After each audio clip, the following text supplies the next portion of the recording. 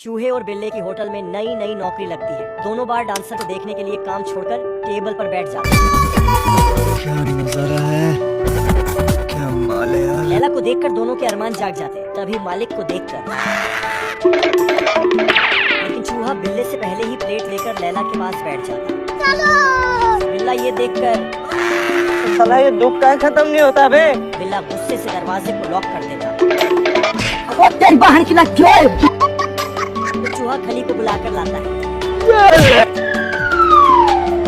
बिल्ला वापस आकर देखता तो बेचारे का दिल ही टूट जाता। बाबू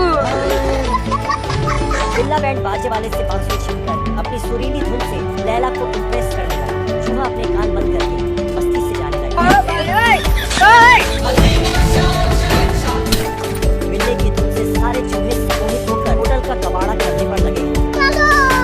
लेकिन बिल्ला मस्त अपनी धुन में खोया हुआ। तभी चूहा बिल्ले के मुंह पर नींबू दे मारा। ये क्या हो गया? बिल्ला जान बचाकर बाहर भागा। तभी लैला उसमें थप्पड़ मारकर उसका अरिजीत सिंह बाहर निकाला। ये मुर्गी इतने अंडे देती है कि किसी ने सोची ना होगी। दरअसल कुछ समय पहले भुखमरी से परेशान बिल्ला खाना ढूंढ रहा था। जब ये अंडे की ट्रे खोलता है तो उसमें एक भी अंडा नहीं था। अब बताओ मैं क्या करूं? तो ये बिल्ला तवा लेकर मुर्गी से अंडा मांगने जाता है। अच्छा तो मुर्गी भी अंडा देने से साफ मना कर देती है। गद्दारी कर बे। तभी वहाँ डीजे लेकर एक चूहा पहुँचता है।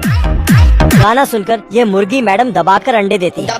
बिल्ला जल्दी जल्दी इन अंडों को घर में जमा करता है। इसके बाद बिल्ला चैन की नींद सोने जाता है। लेकिन तभी चूहा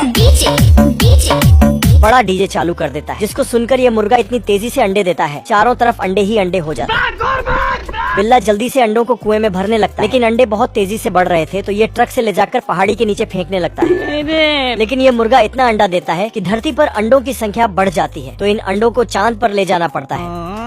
ये मधुमक्खी अपने डंक में बड़ा सा कांटा लगा के बतख पे निशाना लगाता है।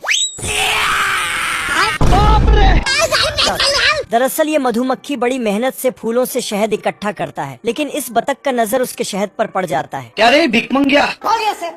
तभी साला इसको एक आइडिया आता है कि शहद को मिलाकर रोटी खाने में बहुत मजा आएगा। अब देख तू। तो ये इंक पैड लेता है और मधुमक्खी के नीचे रख देता है। तो मधुमक्खी उस पे पैर रख के आगे बढ़ने लगता है, जिससे हर जगह मधुमक्खी अपने पैर का निशान छोड़ने लगता है। तो बतख उसके पैरों का पीछा करने लगता है, लेकिन पैरों का निशान एक जगह पे खत्म हो जाता है।